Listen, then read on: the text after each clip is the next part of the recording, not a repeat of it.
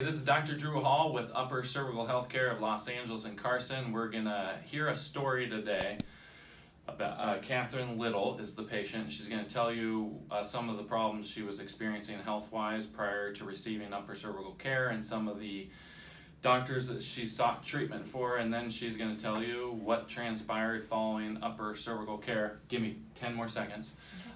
Most people, when they think of chiropractic, they think of neck pain and back pain, and in an upper cervical chiropractic office, about the last thing we see is neck pain and back pain. We see all these different issues that people have that aren't necessarily musculoskeletal. So Catherine, tell us your story.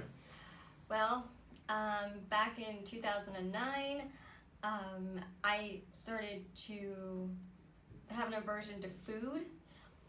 And I was always nauseated, sick, throwing up. I went from being around 95 pounds to about 72 pounds in about the span of a month. Everything I ate literally just came up, and I just didn't want to eat. And then eventually, about a month later, I started having seizures. I started being extremely tired. Again, still like food, just anytime I would eat, I would just get constipated, diarrhea, just pretty much every stomach issue. And I thought that was the main issue, was like my stomach and my gut, because the brain gut barrier. And I was like, okay, well, maybe that's what this is. And and it just kept progressively just getting worse, and I just kept having the seizures more and more. And then there was one point, and I started having miscarriages, terrible pregnancies.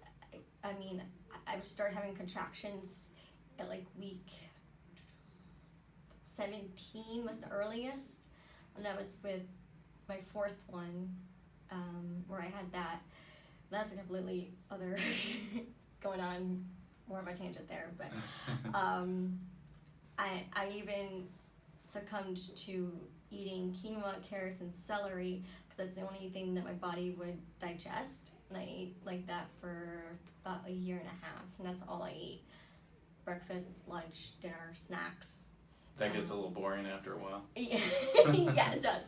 And I've seen neurologists, I've seen endocrinologists, I have seen, just even natural doctors. I've seen that. I've been through everything, and like number-wise, like blood work, the B's would be down at one point, and then I would have high B's, and then I would have low calcium. They told me before I got, about, it was like 10 days before I actually got pregnant, with my third, that I was in perimenopause. And then I found out 10 days later I was pregnant. I was like, okay. That's kind of... So the system was completely out of whack. Yeah. And so this went on from 2009 until now. And I even, one time, my husband was doing duty, 24-hour duty. He's in the military, and I was on the phone with my mom, and I started to get really shaky, and I started to like kind of lose my balance, not be able to move, not be able to grab anything, and got really disoriented. And so she called a friend of mine, because I was home alone with two kids. One was Addie, she's our second, and she was just born about 3 months prior, so she was only 3 months old.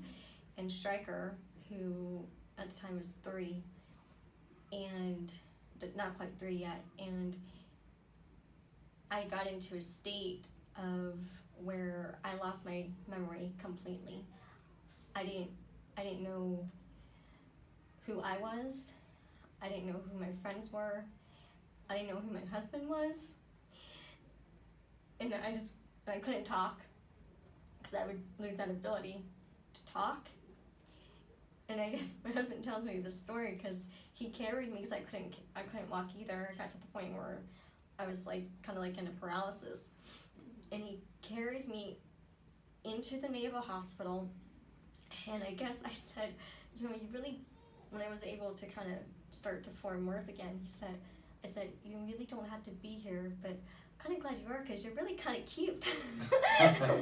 So, and even though there was that much, and he's been a good support even the times when he's not home and when he is home, but I've had to have my mother come live with us for the last 10, 11 years because of this, and it has drastically been horrible. I mean, and just not having the energy to get up and be with their children, to make dinner, like that was pretty much like what I would only do because I couldn't do anything else. And I mean, it was just, and at night, like, that's when the seizures would happen, and they were all just like, well, there's nothing wrong. There's nothing, and the EEGs are perfectly normal. I mean, this is probably 50% of the patients who come in here with all these different health issues. They go from doctor to doctor to doctor. They have test after test, and they a lot of times can't find anything. So you started care 5.5 weeks ago, 5 weeks ago. Yeah. Tell us what's happened since you were gotten under care.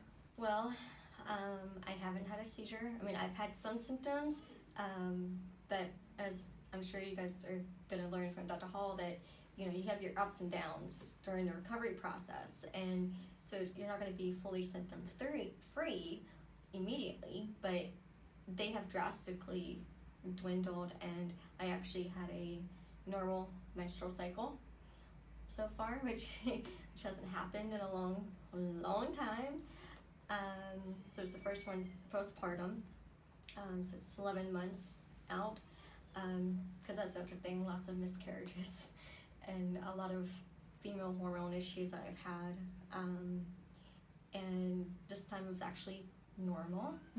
No cramping, none of that, no pain, and I've had, like I said, a little bit of shakiness for like one day, which normally would last a week, and I've actually been sleeping. I have way more energy. My kids are kind of like, are you my mom? Because this is kind of weird, because you're like up, you're moving, and I'm, my oldest, he's 9 now, he just turned 9 yesterday, and he's just like, Mom, what is going on? And so it's like kind of me going back to pre-2009, and the pain, because I did have pain right in here, and that's pretty much slowly subsiding tremendously. Like most days I don't even realize it. The headaches are gone. I don't have them at all. Yeah, I mean, it's made a huge difference with everything. Well, thank you, Catherine, for sharing your story. You're welcome. We do these stories to give other people hope that find this on the internet, because there's millions of people out there unfortunately suffering through different health conditions that go from doctor to doctor to doctor and are unable to find hope. So I'll end with this. It's my favorite quote. Nature needs no help, just no interference. We removed the interference from her neck, and now her body's going through the healing process, and she's just in the beginning stages, but already life is changing. So thanks again, Catherine. Thank you. You're welcome.